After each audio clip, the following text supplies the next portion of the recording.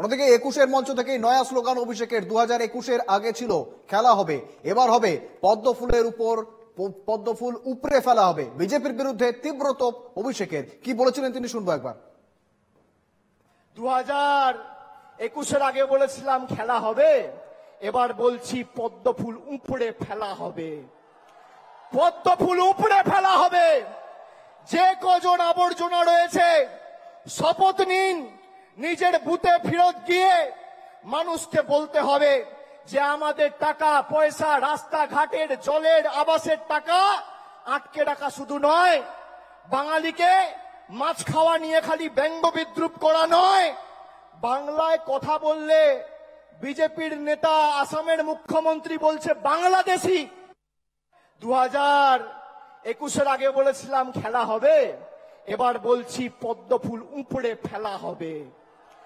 পদ্মফুল উপড়ে ফেলা হবে।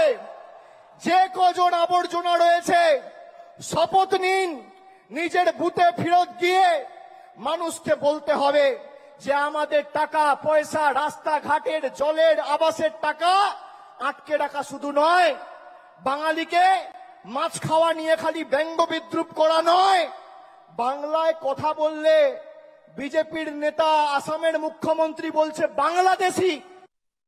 2021-এর আগে বলেছিলাম খেলা। প্রতিনিধি রণজয় মুখোপাধ্যায়। রণজয়, রীতিমতো সেই বাঙালি অস্মিতাতেই শাম তৃণমূলের। পাশাপাশি 2021-এ আমরা দেখেছিলাম তৃণমূল নেতৃত্বের গলায় উঠে এসেছিল খেলা হবে স্লোগান। এবারে নতুন স্লোগান, বিজেপিকে পদ্মফুল উপড়ে ফেলা হবে। রণজয়। হ্যাঁ দেখো, আজকে 2021-এ যে স্লোগান ছিল সেই জায়গা থেকে যে আজকে অনেক বেশি আক্রমণাত্মক তৃণমূল কংগ্রেস, সেই বিষয়টা একদিকে যেরকম অভিষেক বন্দ্যোপাধ্যায়, অন্যদিকে মমতা বন্দ্যোপাধ্যায়, দুজনেই কিন্তু সেই বিষয়টা মমতা বন্দ্যোপাধ্যায় পরিষ্কার বেরিয়েছিলেন যে আমরা যখন বলেছিলাম যে মশলা নয় বদল চাই এবং প্রচুর আমাদের তৃণমূল কংগ্রেসের কর্মীরা খবর হয়েছে, আমরা কিন্তু সেই পথে চলিনি। অর্থাৎ এই সময় যে অনেক বেশি আক্রমণাত্মক শাসনদল তৃণমূল কংগ্রেস সেটা সে বিষয়টাই কিন্তু স্পষ্ট করলেন মমতা বন্দ্যোপাধ্যায়, অভিষেক বন্দ্যোপাধ্যায় তিনি বলেছেন যে আমরা 2021-এ বলেছিলাম খেলা হবে, এবার বলছি পদ্মফুল উপড়ে ফেলা হবে। সরাসরি ভাবে অভিষেক বন্দ্যোপাধ্যায়ের এই স্লোগান একদম সরাসরি টার্গেট করে স্লোগান যথেষ্টই কিন্তু গুরুত্বপূর্ণ। আগে যখন বিজেপি জয় শ্রীরাম বলতো এবং সাম্প্রতিক সময় দুর্গাপুরে নরেন্দ্র মোদী প্রধানমন্ত্রী আহ্বান করে তারা যে তাদের স্লোগানের জায়গা থেকে অনেকটা করেছে, যে শ্রীরামকে সামনে রেখে তারা জয় শ্রীরাম নিয়ে তারা ধর্মীয় রাজনৈতিক জায়গায় সেখান থেকে এবারে আমরা দেখলাম প্রধানমন্ত্রী নরেন্দ্র মোদী যে মা দুর্গা, মা কালীর শরণাপন্ন হচ্ছেন।